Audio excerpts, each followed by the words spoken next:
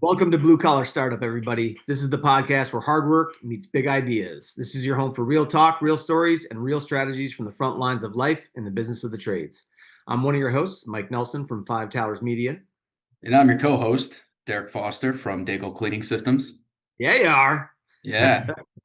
All right, boys, let's get to work here. I'm excited for today. I know you are. I know you have actually said that to me a couple of times today, but before too, when you were first started talking with our guests that we'll introduce here in a moment. That you're pretty pumped up for this interview and hearing some of what our guest has to say. And Cameron, just so all of our listeners know, reached out to us, via email. Found us online, reached out, and so we do check our email. We do get in touch with people that reach out. So I figured I'd throw that in there, but I'm glad he did reach out because a lot of Cameron's story is it's a real story of starting from the beginning and building something very cool while also leveraging the power of franchising, which we've talked a few times on the show. So absolutely. So before we introduce our guests, let me just give a quick shout out to our sponsors. Of course, we appreciate everybody on this list. Nick over at Peoplease, Martin Electric, MLB Construction, Bonaccio Construction, Michael's Group, Catamount Consulting. Of course, Scott and Stacy do a ton to help the show. And at some point, maybe today or on another episode, we'll talk about some cool connections that Scott was able to make through the show that's really helping have some impact on the blue collar community. So excited about that. Of course, we got to thank the team over at Daigle Cleaning System, Derek's company. His team gives him the ability to be able to come on the show and frees up time for him to be able to do this. And of course, I got to thank our team over at Five Towers Media, especially Taylor, who does all the production and all of our social media. They really help to put the polish on everything and make sure it's getting out on time when I give things to them on time. As our guest said right before we started about our website looks pretty good, and I agree. Our team did an amazing job on it, and they do a great job with everything that they're doing for us. So thanks to everybody. And without further ado, Cameron. Hello. Welcome to the show. Thank you so much for having me. It's great to be here. Yeah. So Cameron Carson, rather than have Derek or I mess it up, why don't you go ahead and just introduce yourself to our audience? Who you are, your company, what you guys do. Yeah. My name is Cameron Carson, and I am a home service nut. I've been in the home service industry for a long time, since 2006, I think, is when I really got started. But I started a window cleaning company in 2013. I had just got back from a trip. I was a missionary over there in Bulgaria. And I came back from this humanitarian trip teaching people English lessons and things like that. And I had no money when I came home, and I had a colleague of mine that was there with me, and he's like, "Oh my gosh, I'm making $300 a day cleaning windows."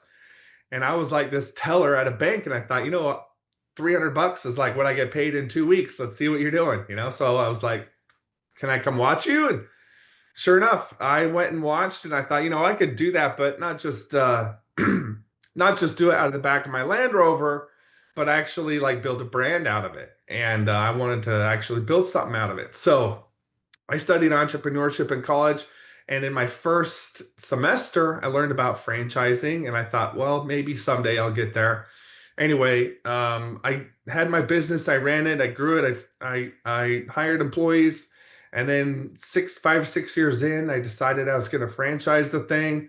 I franchised it, sold 13 franchises across the country, and then I sold the whole franchise system last year. And started another company called Franbassador, and now we help home service companies franchise their businesses. This is what we do. So that's how I got here to where I am today.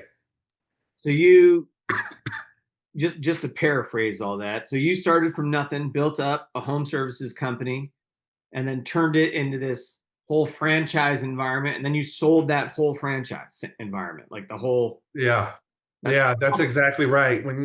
So I came home, I literally had $50. That's all I had left. I went and bought a bucket and a squeegee And I was knocking doors. I knocked doors for like 2 weeks, and then I'd run out of jobs again. And so I'd have to go knock doors again. And I was like, I'd go to class for 5 or 10 minutes, like to pay for my college, right? I'd go to class for 5 or 10 minutes, and then I'd leave class to pay for the class that I was skipping, and I'd go knock doors around the university I was at, and clean windows. And that's what I did until I figured out, oh, there's better ways of doing things, and oh, there's marketing, and oh, there's cold calling, and oh, there's Google AdWords and things like that, you know. Yeah. But yeah, and then I franchised it. You know, one of the things I really struggled with was employees uh, treating my stuff like crap, you know, and employees just don't care about what you're going through, or they, you know, they're there to do a job. And uh, you know, there's a hugely different dynamic when it comes to dealing with owners rather than just employees, you know. So you can turn employees into owners that then help you grow the brand, and that's a beautiful thing. Yeah. Yeah. How was the door knocks, man? You know, it's actually the most effective way to grow a window cleaning business, hands down. Yeah. Yeah. And were you doing residential, or are you doing commercial, or both, or? Both, yeah. I started out residential, then we kind of switched into commercial, and we did both. We were mostly a subscription-based window cleaning company. So, but we did pressure washing, we did window screens, and we did holiday lights in the winter and stuff like that. Yeah. What you ever get screamed at for door knocking? Oh yeah, all the time. Oh yeah. You know what? That's nothing though. When you're a missionary, you're knocking on the door selling God. Right. People yell at you for that way more than they do for, hey, can I clean your windows? You know. So I was used to it. I did 2 years of that. You know. Yeah. Yeah. Did you I mean, if people that listen to the show know I love a good doorknob hanger. Oh, yeah. Did you couple that door knocking strategy with leaving a door hanger? Absolutely. It's one of the most effective things that we ever did. I know a lot of people call it a 5 around. That's what we called it. What? You know, a 5 around. I've Yeah, never have you heard that term? No, I've never heard that. Okay, so yeah, you go to a job and then you knock either door on either side of the house and the 3 across the street. And you do that at every job you go to, and you leave a door hanger, and you'll get so many new jobs. It's ridiculous. You know? All right. Yeah, a 5 around. Yeah. I love it. I do. I 1,000%. We talk about. I say it all the time on the show. Like, I think for home services, door hangers are like the best strategy. They're golden. Yeah. So just for a second, I want to drill into that a little bit, Cameron, because we've talked about this a lot on the show, and you know, especially for young folks who are just either starting a business or you know they're working for a company and trying to make a name for themselves. But what did you say when somebody answered the door? How did that conversation go? Oh, yeah, it's a good question. I mean, I did 2 things. If I was going to the door or making a phone call, both are really effective. If I was going to the door, I'd simply go, "Hey, we're in the neighborhood. We'd like to get you an estimate for the window cleaning of your house. We can do it right now. Yes or no?" It was just that. And that's it. Yes or no. Yep. You know, and it was kind of, I mean, most of the time, window cleaning is not one of those in the window cleaning industry specifically. It's more of an impulse buy. People go, "Oh, I got dirty windows. Oh, I'll get to it later. I'll get to it later. I'll get to it later." Yeah. When the opportunity arises, they take advantage of it because they don't want to think about it anymore. That was my experience. And so it's an impulse buy. So when you go to the door, that's why it's really effective. If you can just say yes or no, Yep. you know, and I'm not here to pressure you. If they say no, okay, I'll go knock 10 more doors and I'll get a yes. You know, I'm not worried about the no, you know. So That's awesome. and then for windows, for commercial, I loved cold calling like retirement homes, hotels, apartment complexes, and I'd always go like this. It would always go, it's usually the front desk that answers or something. "Hey, I'd like to get you a proposal. I'd like to get a proposal sent to the property manager. I've got a proposal for the window cleaning of your building." "Oh, okay, let me transfer to you, or transfer you to him." And then I just go, "Hey," then now I'm talking to the property manager, right? And then I go, "Hey, I've got a proposal for the window cleaning of your building." And if I did it that way, it was almost like they would thank me for calling them because it was something on their to-do list and they were just like procrastinating it. And so I rarely got yelled at or hung up on or anything like that. They were oftentimes grateful that I was calling them, you know? That's awesome. Yeah. And did you? I know we want to talk about other stuff, but I just we're Yeah. down this rabbit hole. Yeah. Yeah. When you were you using any kind of system to like track who you talk to, and if they were like, oh, I don't want to do it right now, maybe another time, like would you follow up with those people? Yeah, I mean, if we could, I mean, for door knocking specifically, if you don't get their information, it's hard to follow up with them unless you go out and knock their door again, right? But we would utilize Send Gym. You guys have probably heard of that. Yeah. And we'd send we'd blast a neighborhood again, 3 or 6 months later, after we've knocked it. Sometimes we'd blast it beforehand and then we'd warm people up that way. And then we'd tell them, hey, we're going to be in the neighborhood.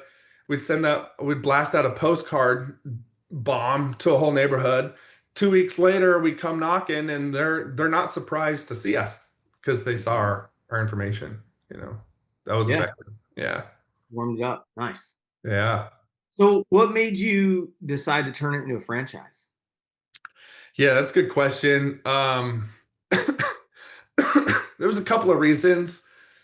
The first one was I wanted to deal with people that were like-minded, like me.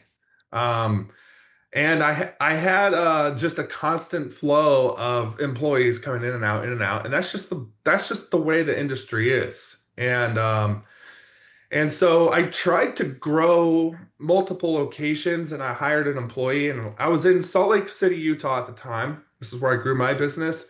And I hired an employee in Los Angeles to open up a location there, right? And this was really eye-opening for me when I did this because I thought, okay, like I'm going to cover, I'll send him a vehicle, I'll send him all the equipment, and I'll pay him by the job, and I'll help him get the jobs, right? But the problem is like he's not concerned about things that a business owner would be concerned about. And it's difficult because I'm not there to like really make him aware. For example, in Los Angeles, when you go and you drive, you can't park on the street like you can in a lot of other places. And they don't have signage there, but you just can't. Everyone knows apparently you can't park on the street for very long. Otherwise, they'll tow it. And so we got our vehicle towed just after it sat there for 3 days. And I had to pay this guy to go get our van out, right? And it was just like one thing after the next, after the next. And I'm taking all the hits of his mistakes, right? And it was mostly because I didn't train him very good, and it was a new area, and there was a lot of things I didn't do very well. But that opened my eyes to like, okay, what are we actually risking here by trying to grow a second location?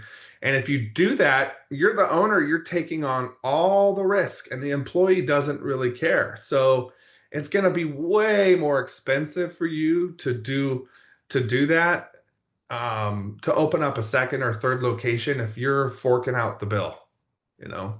Yeah. So that was where I was like, okay, franchising could be a really great option. And I'm looking at Fish Window Cleaning, the nation's largest window cleaning company, right? And if you do the math, okay, they got a 10% royalty. They got 320 locations.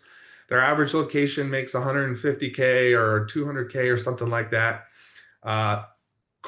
Fish corporate is making $100 million on window cleaning. You know what I'm saying? And they're growing. And how am I going to compete against these guys? And so you start doing the math, and it just led me down the road to franchising it, Interesting. Now, I have a question about when you're looking at, so like I've recently on our other podcast called Buying Local, which focuses on just our local market here. I interviewed a company that really is their business advisors. They focus on helping people sell their businesses, but they dabble a little bit in franchising as well. One of the things that they had said to me that I want to get your thoughts on is that if you're going to franchise, you should start, and this is almost opposite what you're saying, right? So they're like, well, you should get a second location so you have proof of concept, right? And before you go to franchise. So with that in mind, I'm curious, Did you just decide like, hey, I'm not going to open up another location somewhere. I'm just going to franchise my model here and then sell that? Yeah, it's a good question. You definitely don't need a second location to proof of concept, 100%. In fact, most franchise stores don't do that. Okay. Um, what you need to do is prove scalability within the original location. For example, if you're adding a vehicle and another vehicle, and that's scaling. Mhm. Even though you're not scaling multiple locations, that is scaling, you know. And so that's what I did. So I had 12 employees by the time I franchised, and I mean our company was pretty small. It wasn't very big, you know, but it was successful and it was profitable. And one of the things you can tell if you're ready to franchise or not is one, if you've documented your systems, and two, if it's simple enough that somebody who doesn't know anything about what you do could pick it up and learn and do it themselves. And then three, if there's enough profit in there for them to live on it and then pay you a small royalty in addition. You know, if it meets those three criterias, it's likely franchisable, you know. Give me those one more time. Yeah, so it has to be they're systematized enough that somebody else could come in and run it who knows absolutely nothing, Okay. right? There's enough profit in there that somebody can live by paying a royalty and operating from the revenues of the business. Does that make Okay. sense? Yeah, absolutely. Yeah, there's a few more, but those are really pretty critical. And as long as you're systematized enough to be able to do that, it's likely franchisable if we're talking about the home service space, you know. Okay. Yeah, All right. Yeah, because that's your specialty, right? So, yeah, yeah. uh, so, so you built this. How many franchises did you have before you sold it? 13. 13. I think you said that before. Yep. And so why'd you sell Well, it's really lucrative when you sell a franchise system. So, it? so this is one of my favorite parts about franchise. This is why I'm obsessed and trying to get the word out. And that's why I reached out to you guys in the first place, because I'm like, Yeah. the home service space is by far the hottest franchise concept there is right now. It's number one. It goes to number two sometimes every other month, but it's top two or three concepts in the industry. Yeah. And it's very obvious as to why the services they're needed. AI is going to have a hard time replicating, you know, plumbing pipes and cleaning windows, right? There's so there's need there, and then but two or three, there's low overhead. A lot of the businesses can be run from home, right? And they're scalable. So, and it's a low investment. Typically, it's a lower investment. You're not building out a huge store and doing all this stuff. You know, it's a lower investment. So, when you franchise your business, suddenly the franchise agreements, you've got 10-year franchise agreements. If you have a track record of growth and successful franchisees, your franchise system is worth a lot. And it's worth a lot more than if you just are a single entity and you try and sell your business, right? If a typical home service company is going to sell between like 1.5 and 3 times their EBITDA, whereas a franchise system will sell probably a minimum of 8x their EBITDA, as high as 25x their EBITDA. I sold mine for 15x my EBITDA, you know. 15x? Yeah, Wow, good for you. it's so I mean you're drastically increasing your multiple when you franchise your system because there's just way more stability in a franchise system than in just a single location. You know, we had 3 locations in Arizona, we had 2 in Utah, we had some in Kansas and in the Midwest. You know, and when they're all performing, you know, okay, if it snows or there's seasonality, right? Well, the people in Arizona are still going. And Yeah. so the franchise system's still earning money. See what I'm saying? Yeah. Um, and that's why I tell people if you can franchise your business, you open up yourself to new markets, less seasonality, way less risk because the risk isn't on you to pay for the expansion. You're using somebody else's money to pay for that expansion. Yeah. What So obviously your background is in home services. Is that why you chose home services for your franchises, to specialize in that, or was there something else? Yeah, I mean that's a good question. I mean we help all sorts of companies franchise their businesses. Our company franchises about 20% of the franchises in the country, and Wow. they're not all home services. I specifically target home service companies to help them become aware of this because I can speak to it in a unique way from my background. But we help all sorts of businesses franchise. Yeah, Amazing. yeah, I know, we've talked about it on this show and on my other show too, but the silver tsunami is coming. Are you familiar with that term? yeah. With all the baby boomers retiring, is there an opportunity for the baby boomers that have home service companies? They've got good solid brands. At this point they've been in business 20, 30, 40 years. Um, if they're looking at not having a legacy plan, would it make sense for them to try to franchise and try to go that route as a legacy plan, or and then look to Yeah. sell their system? Any thoughts on that? Yeah, I think a baby boomer who's got an existing business that has a track record of success could offer a franchise option to their business. This would give them the ability to, give employees a track of growth into business ownership that where they're not going to compete against them, to help them grow the brand. It could also help them do an exit when the time comes, for sure. Um, I think that once you franchise your business, you can do two things. You can own corporate locations, or you can own no locations at all and just be sort of a coach, if you will, that teaches franchisees how to succeed in that, But the cool part is when you have that much experience and that much success in your past, uh, it would be really great to franchise that particular business because now you've got a killer story you can tell future franchisees. Hey, this is what we do. This is how we do it. We've been doing it for 30 years, and this is how much money you can potentially make. And that's what sells franchises is the earning potential. Earning potential, yeah. Yep. Um, and D, you know me, I'm going to keep rattling off questions here, D, if you got it. No, this is great. Keep going. Okay.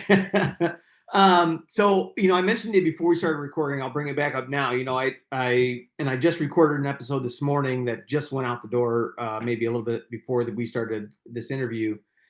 So for our listeners, if you're listening to this episode, last week's episode, I was talking about a conversation I had with a friend of mine, great dude. He's been in his business more than 5 years. He is making money, but he's also, a solopreneur most of the time. He's got maybe a part-time employee that works for him.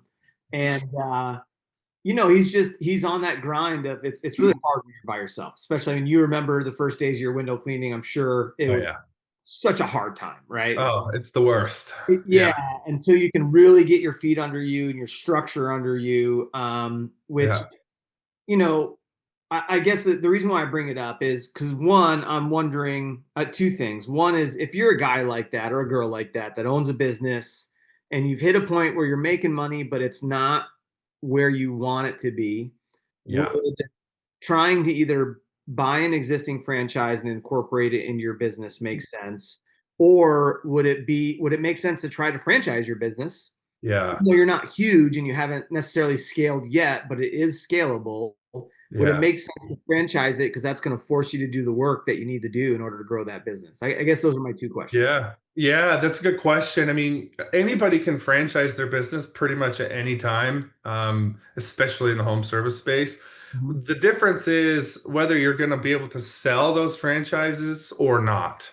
And so if you're a company that you're small, but you're profitable, Mhm. that could be franchised and sold as long as you're profitable. Because what happens is you have to disclose every little nook and cranny of your business. When you franchise your business, it's called a franchise disclosure document. It's a mandated document that every franchise in the country has to have, and it discloses how much money a potential franchisee is going to spend and how much money they can make.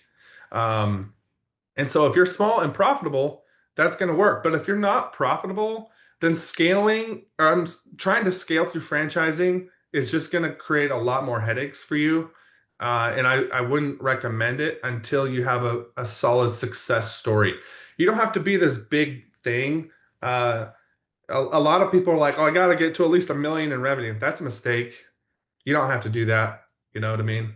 You don't have to have 1 million in revenue to franchise your business and sell franchises, you know? What do you think? Is there a low point, like a minimum threshold from a revenue standpoint that you Yeah, it's a good question. I mean, ultimately, what's going to matter is the profit margin, and if the franchisee can live off the operating of the business and pay a royalty. I mean, that's what it comes down to.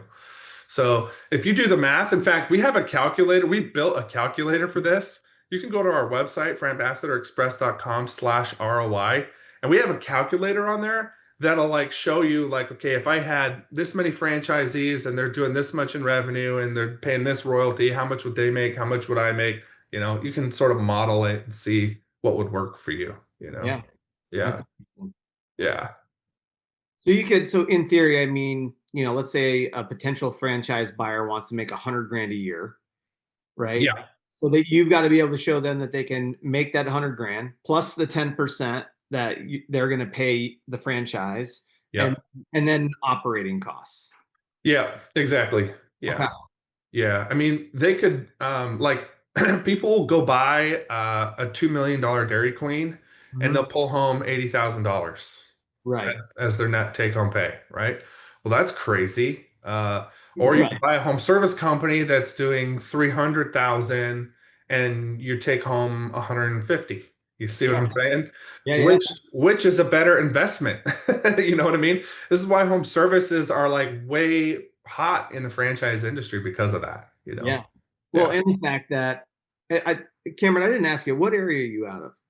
I live in Tampa. Oh, okay. Wow, good for Yep. you. Nice. Yeah. Uh, I love it down there. Oh yeah. It's gorgeous. It's hot and miserable for like 3 or 4 months, and then it's paradise for the rest Yeah. of Yeah. Yeah. the year. Yeah. So I guess my question for you, or I had a question for you, and then I started to think. I used to live in Florida years ago, and I can't. The name of the town is escaping me now. I can think of it's below Bradenton or above Bradenton. Sarasota? Sarasota. Thank you. Holy moly! I Yep. couldn't pull that out of my brain. Old man brain fog. Yeah. I used to live over on off of Fruitville Road down there. Cool.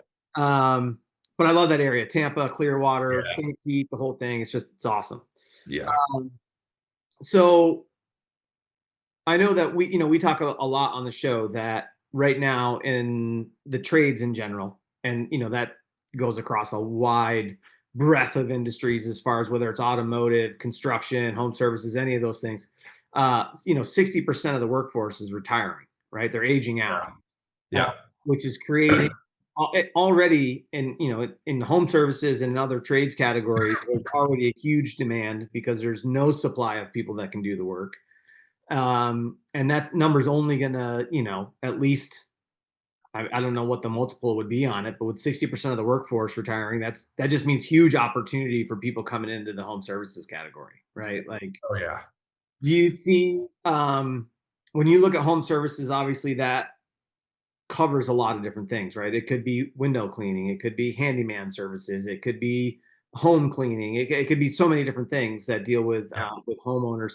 Do you see any sector inside the home services category that really either are booming or have the most opportunity for people considering it? Yeah, I mean, if somebody's looking at buying a franchise, there's so many great service companies that are just kicking butt. There's one that comes to mind. Derek and I, we talked about it. It's called Rolling Suds, and it's a pressure washing brand that is selling a lot of locations. They have locations all over the country, and they were. So here's the thing, and the reason I bring them up is because they were open for like several decades before they franchised. And then once they franchised, boom. Now I don't know if they're sold out, but I think they're pretty close to sold out across the country.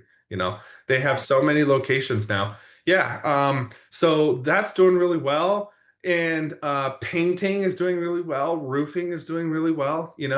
If you own a painting company and you're hearing this, it's probably going to stress you out. You know what I mean? That all these competitors are growing, and this is why I'm trying to raise the alarm. There's something that people just aren't aware of yet. And that is like about 25 years ago, private equity started noticing home service companies. And so what has happened, and this is recent, if your dad, let's say, started a roofing company in Tampa, okay, and you wanted to compete in Tampa doing roofs, well, you could do that and outsell your competition and outwork your competition and things like that, right? That's not the case anymore. You can't do that. And the reason is private equity groups are buying platform franchisors who own multiple brands, okay? And then what they do is they open up, they strategically sell, let's say 4 or 5 competitors around you as a roofing company in Tampa, right? Suddenly you have 4 competitors from the same company in your area, and you cannot compete against them because they have billions in backing, like literally billions. I give a presentation on this, and I actually show like who you're actually competing against. And there's all these companies everyone has heard of. And if you actually knew who owns them, it's a platform company who owns lots of brands. And then who owns them? Well, it's a private equity group. And who owns them? Well, let's say it's like American Securities. And who owns American Securities? Well, like sovereign wealth funds own American Securities, right? Nations invest in this fund, right? And they own the home service company that you're competing against. So you can't out market them. You can't, their buying power is so much better than yours that your profit margins are terrible compared to theirs. You see what I'm saying? Yeah. So in order for you to continue to compete as your dad or your grandpa used to do, you have to franchise your business and open up new territories in new markets that have opportunity and where you can actually do this and increase your buying power. And when a roofing company with 400 franchisees, they buy all their product from one supplier, guess what? The supplier gives them a massive discount. So the franchisees' profit margins are way better than yours. And they got way more marketing spend, and they got way more support, and they got way more power, and they got way more brand awareness. So potential customers are seeing, oh, it's that guy again. Oh, it's that guy. They don't know it's different owners, but it's the same company. You know what I mean? And so you just can't compete like you used to before. And so if you just franchise your business, suddenly you have a lot more options, and you can monetize your existing business. Let's say it's a painting business. Once you franchise that painting business, you can now monetize that in 30 plus new ways. You know what I mean? There's all new options that open up for you when you franchise.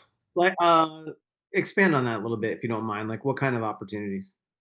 Yep. So when you franchise your business, obviously you're going to start to collect royalties, right? That's the first one everyone thinks of, and that's why people also are like, well, I don't want to buy a franchise because I don't want to pay royalties. Well, okay, but as the franchisor, you can now sell population. So if you're in the Tampa area, right, and the population goes from 1 million to 1.5 million, suddenly you as the franchisor can go, hey, franchisee in Tampa, your population went up 500,000. You owe us more per month based on the population because your opportunity went up.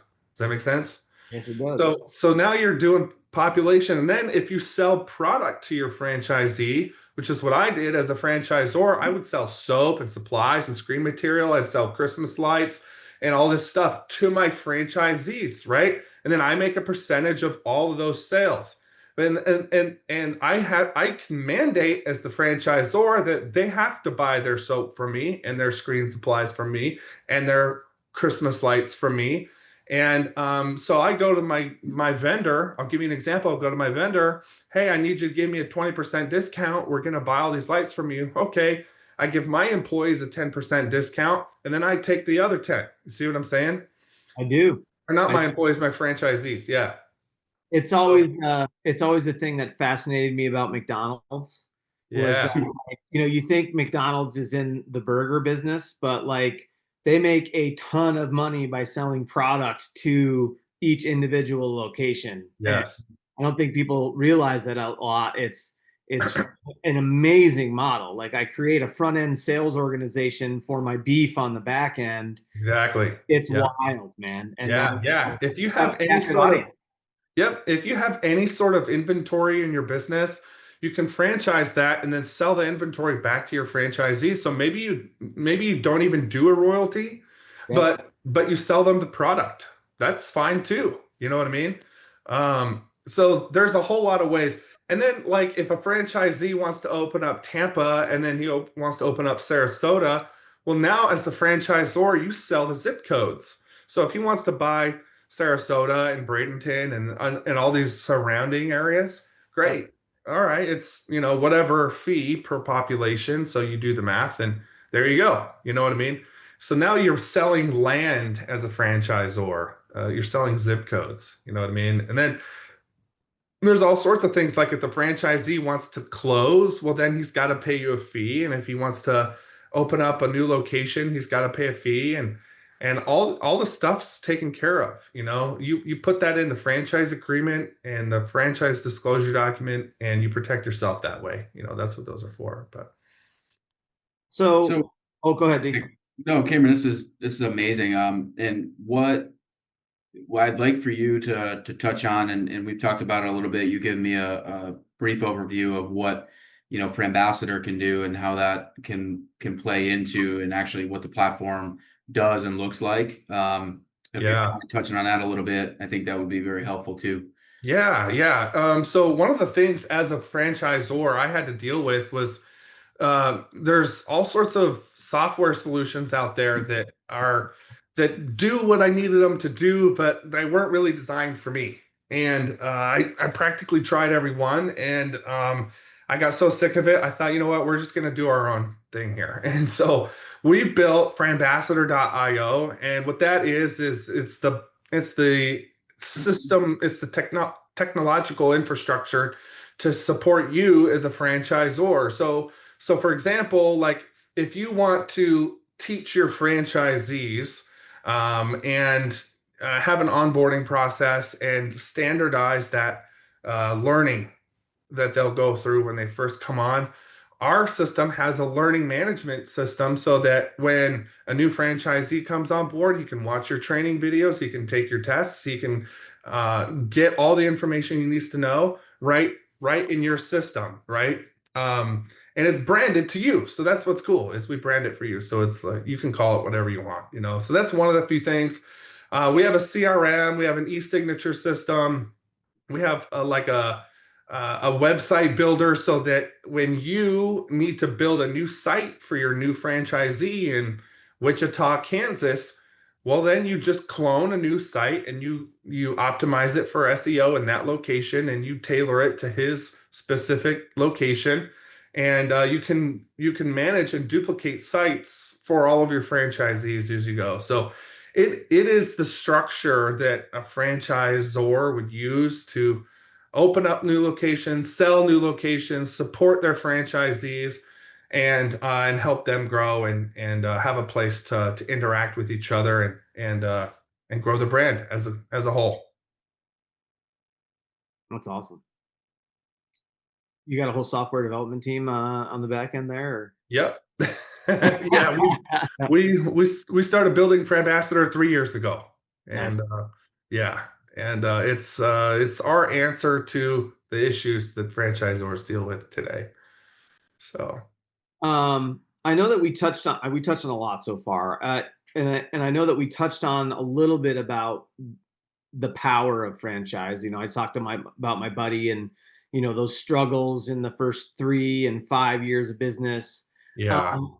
Can you, for people that are interested in buying a franchise, Yeah. can you kind of touch on what buying a franchise does to help kind of ramp you up and speed up Oh, yeah. that learning curve and that path to success? Yeah, I talk to a lot of people who go, "Oh, I would just never do that. Why would I do that? I would never ever pay royalties. Why would I do that? You could just start your own." Yep. Well, yeah, I said the exact same thing when I first started. How hard is it to start a window cleaning company? Not that hard. I had $50. I went and bought a bucket and a squeegee. Suddenly I I have a love window that. cleaning company, right? Like, woohoo. But I'll tell you that over time, I thought that $300 a day making cleaning windows was a lot, right? Until I realized that it's actually not. That's terrible. You know what I mean? And I could have made 5 times that if I had just known how to do that. Mhm. And so when you buy into a franchise, what you're buying is the experience of the people that came before you. And so when somebody buys into our franchise, you can look it up. It's called Worried Bird, worriedbird.com. I sold it to a company called Phoenix Franchise Brands, who's a platform franchisor. You can see it, go to it. But when you buy into that, if somebody were to buy that today, what they're getting is the 12 years experience that I had building it and all the lessons and frustrations I had to deal with. You won't have to deal with, right? I'd excuse me, I'd have my franchisees, they'd come to me, new ones, and they'd come to me and they go, "Well, I think we should do this." And I'd go, "Yeah, that's a cool idea. I thought the same thing 5 years ago. We tried it and it doesn't work. And here's all the reasons why. Yeah. And now I just saved that franchisee years of pain and suffering because he didn't know what he didn't know. Now, I sold my company to this brand because they're a platform franchisor and they have an entire marketing department and a recruiting department. They have a recruiting department. So they recruit your employees for you. I mean, in the home service space, everyone needs a recruiter. You can't afford a recruiter, but now as a franchisee, you've got a whole recruiting team, right? They're gonna do that for you, recruit them for you, interview them for you. They're gonna pitch them to you. So you're out there selling. So that's what you're getting. So a lot of people, if they want to buy into a franchise, they need to know that there's ways to help them narrow down how to narrow down which brands are going to fit with the best. Mhm. And they should talk to a franchise consultant. That is probably the best way they can do it. There's tons of franchise consultants out there. We do a little bit of consulting on our side. We help people on that front, but they need to talk to them, and a franchise consultant will help narrow down the list. There's 4,000 brands out there that can help them narrow down the list and find one that matches with them emotionally, financially, according to their goals, according to their strengths, weaknesses, and all those sort of things. And then, yeah, you're paying a royalty, but guess what? You're starting 50 years or however many years ahead of your competition. And that's why you do that. Yeah. So Cameron, and that all makes perfect sense. I run into as we have a franchise component of our both the home services on the residential cleaning side as well as the commercial side. So it differentiates us a little bit.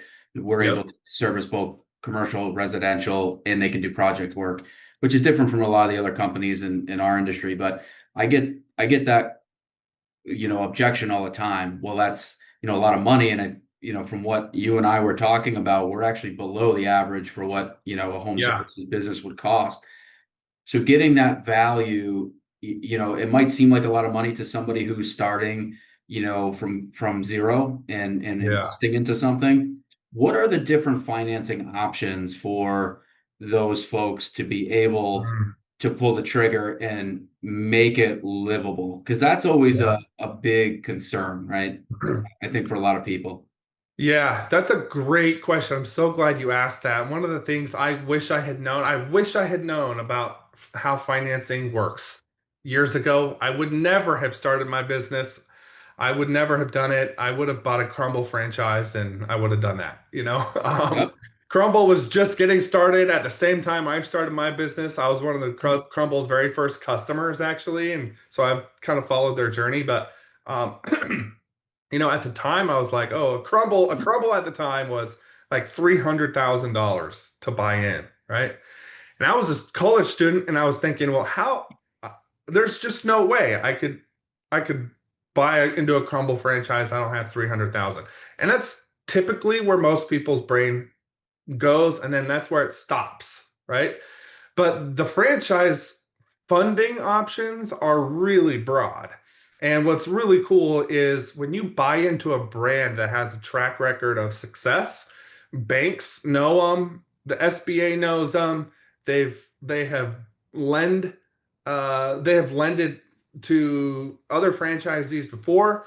So they're familiar with it, right? So when you are going to go out and you're going to go buy a franchise, you don't need more than 10 or 12% of a down payment to fund it. If you have 10 or 20, 10 or 12% to use as a down payment, you can get funding, typically from the SBA, or there's a lot of different ways.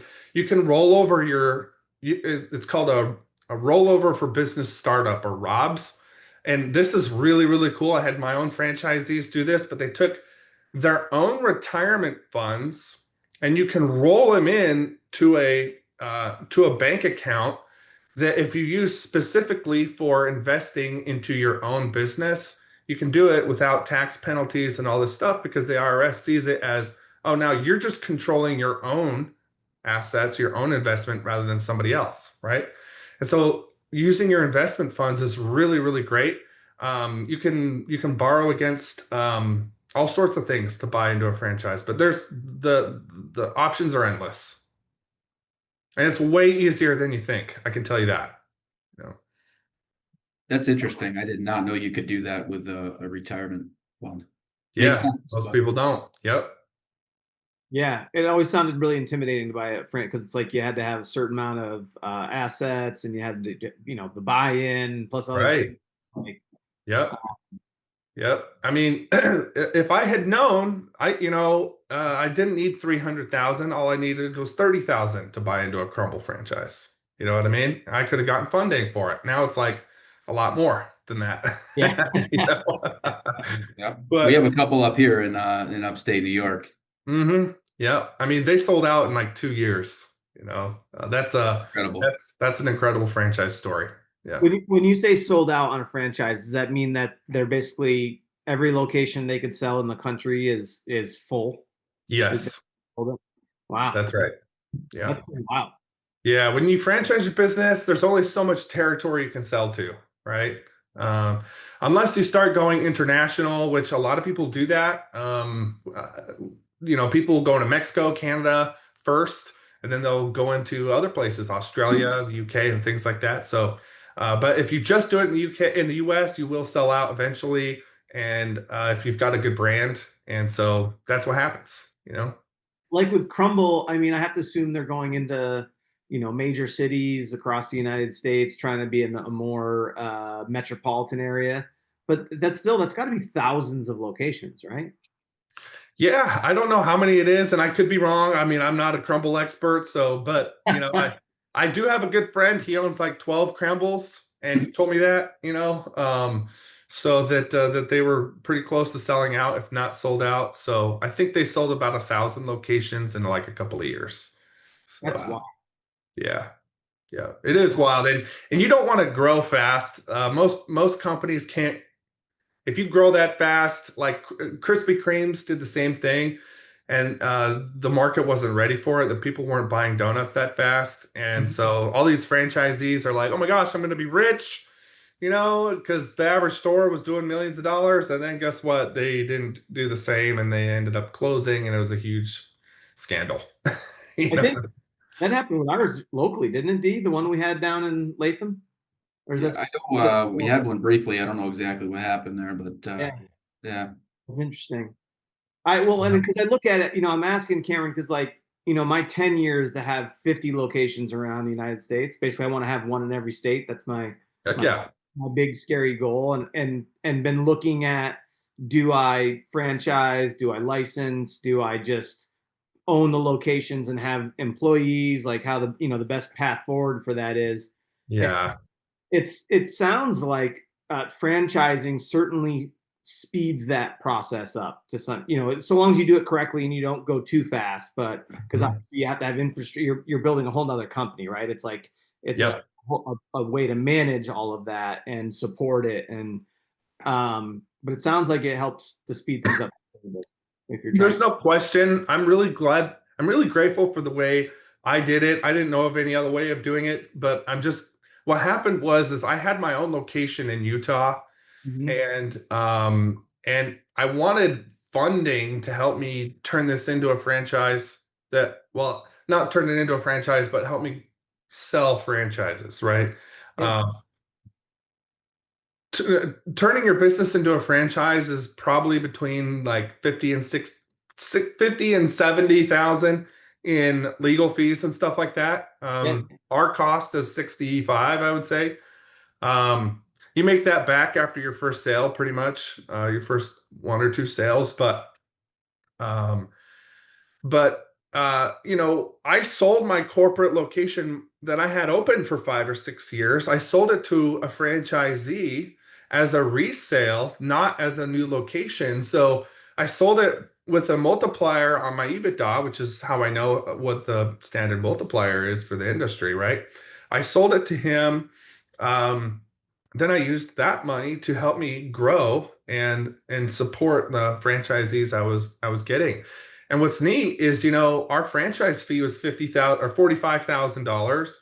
So when somebody comes in and they buy 3 territories, suddenly you've got $140,000 that you're like, holy smokes! Now I can hire people, I can do stuff with this, Yeah. And Yeah. that's what the money is for, is to help you find the next franchisee. That's the whole purpose of the franchise fee, is it's the cost of finding the next franchisee is what that should be. You shouldn't profit. You shouldn't be like relying on the sale of new franchises to support you operationally. Mhm. That should come from your royalties. Your success should be the franchisee's success, but the franchise fee is there to help you grow the brand. And there's a royalty, but then there's usually like a brand fund of 1 or 2% or something like that. Goes for marketing and things like that. But I'll tell you, it's really fun to have people buy in, and you've got hundreds of thousands of dollars you didn't have before to grow the brand. Yeah. And the brand grows fast when you have that ability. Yeah. A Yep. lot of gas in the tank. Yeah, and then these people are owners, and they have skin in the game, and they care, you Yeah. know, and they're not gonna go out there and screw you over like an employee will. You know what I mean? So there's so much you can do when you franchise the business, and I'm just passionate about it, and I just think that everyone who's got a franchise or who's got a service company should have at least a franchise option. Maybe they don't want to be a Crumbl and sell 1,000 locations. No big deal, but you could at least offer your employees an option when they want to move to a new location and you don't want them to compete against you or things of that nature. You could have a few locations, still run your corporate location. Now you've got royalties coming in and you're doing your own thing. There's just so much more you can do. Yeah. I know we're short on time, but I do you have time for like maybe one or two more questions? Yeah, yeah, for Awesome. sure. As far as the process, like you mentioned, from the legal fees and things like that cost you, depending somewhere 50, 70 grand, something like that. What does the process look like? So I've got a business, I want to turn it into a franchise. I call you guys and you're going to walk me through this. Like, what are the steps? What are we actually doing to Yeah. turn it? Yes. Yeah, that's a good question. So, couple of things. We're going to do an initial analysis of franchisability of your particular business. And so we're going to dive into like what your model looks like, how long you've been open, if you have a success story, things of that nature. And then if we've determined that it's franchisable, then what will happen is we'll send you a copy of our agreement so that you can sort of get a feel for what it's going to require of you. But essentially, we're going to help you with your franchise agreement, which is like a 200-page legal document written by our franchise attorneys. We're going to write your FDD, which is a franchise disclosure document. That document I said that every franchise has, that's another 200+ page one. So you've got 400 pages of legal documents there that have to be written. So we're going to help you with those. And then the other one that most people forget about is the operations manual. Absolutely critical. It's like the secret sauce of your business. And that's what you document. My operations manual was 234 pages long, and it took me like a year to write it. You know what I mean? And it has how to run the business from A to Z, every little nook and cranny of the thing. And so we're going to help you write that, so it doesn't take you a year to write it. And then we're going to help you with your marketing. We're going to build your site, and then we give you access to Franbassador for free for a year, which is which is what we have to help you sell franchises, support those franchises, and that sort of thing. And then our system's not that expensive, but it's there for free for a year if you want to use it. And then our company also owns an expo, so we give you 10 expositions for free in our franchise expo all across the country, so that you can get out there. And then we have a network of franchise consultants that will actually act as a sales team for you, so you don't have to go to every show if you don't want to. Our franchise consultants will be there and actually sell for you, and they'll make a commission, of course, if they sell any franchises for you, but they're there to act as a sales team, you know. So that's sort of the process. It takes I typically say it's between 90 days and 6 months, 3 to 6 months to franchise your business. And it really depends on how fast you can get us the documentation and things that we need. So, yeah. That's amazing. I had another question pop into my head when you were talking, but I lost it already. My old brain again. But yeah, the cost of franchise, like I said, it's $64,500, I think, right now. And a typical franchise fee is $50K. So you're gonna make your investment back pretty much on that first sale. Definitely after 2, and you don't have to have a huge operation. You don't need a headquarters. You can make do with other things. There's ways to be attractive and to stand out, and we're here to help you find that niche, what makes you stand out among the competitors in the industry, and we can help you do that. And so it's all in from start to finish. So I hand you $65,000, roughly speaking, and at the end of the process, I've got a franchise. I don't have to worry about all the fees or other money I got to come up with. Yeah, that's pretty much it. I mean, depends on, like, if you're gonna hire support staff or things like that. It depends on how beefy you want to make your system before you franchise. Some people will opt in. Like I had a client that was that bought a warehouse, and then they built a house inside their warehouse so that they could do trainings and stuff there. You know what I mean? And that's what they did, and it was cool. It was all indoors, and it was a restoration company that go in and they'd flood the house, and it was all in a controlled environment, and then they'd have to dry the house out, and and they'd simulate fires and other things in there, and you don't have to do that. That comes down the road. Yeah. Oh, cool.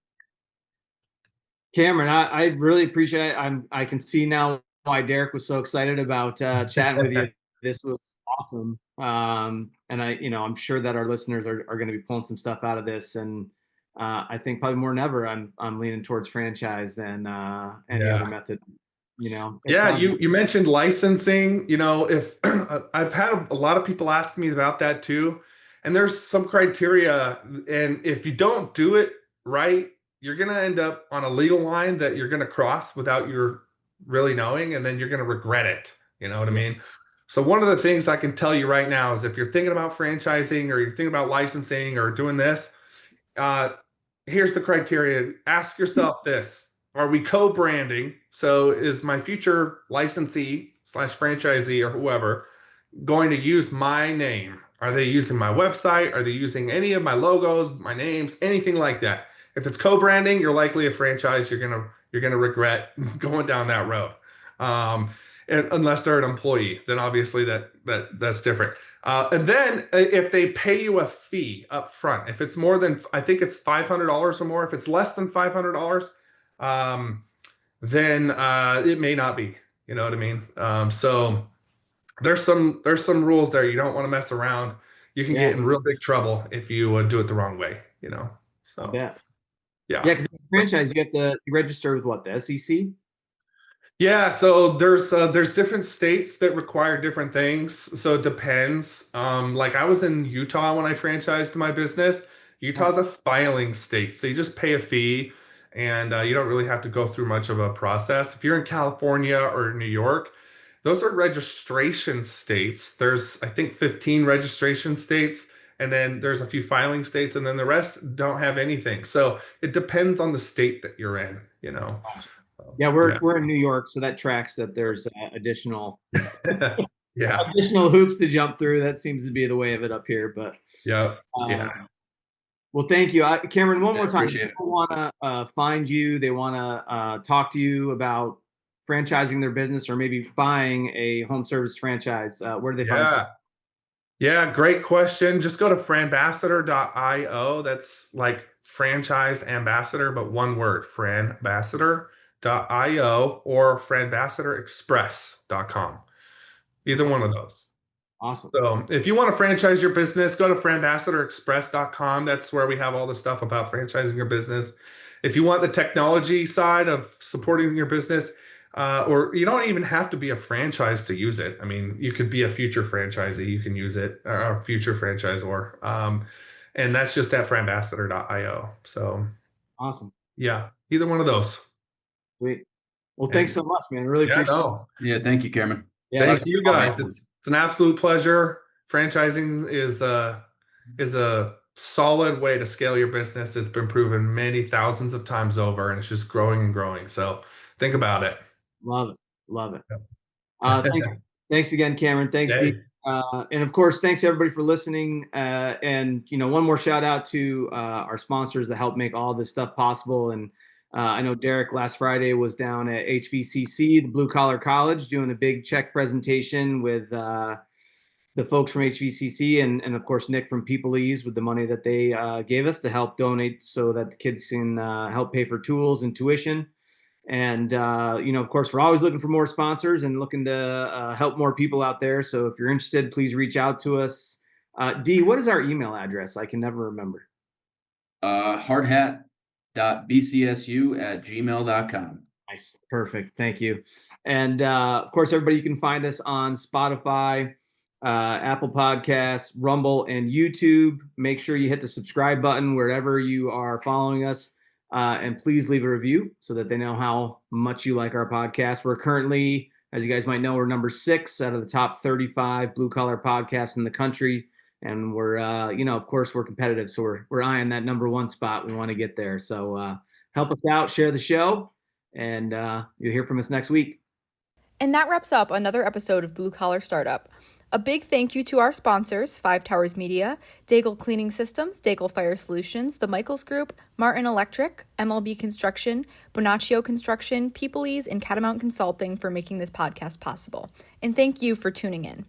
If you learned something or felt inspired, connect with us on our website at bluecollarstartup.io or email us at hardhat.bcsu@gmail.com. We'd love to hear your questions and topic ideas. Help us spread the word by sharing the show and following us on social media for updates. Until next time, keep on building, keep on dreaming, and keep hustling like your future depends on it.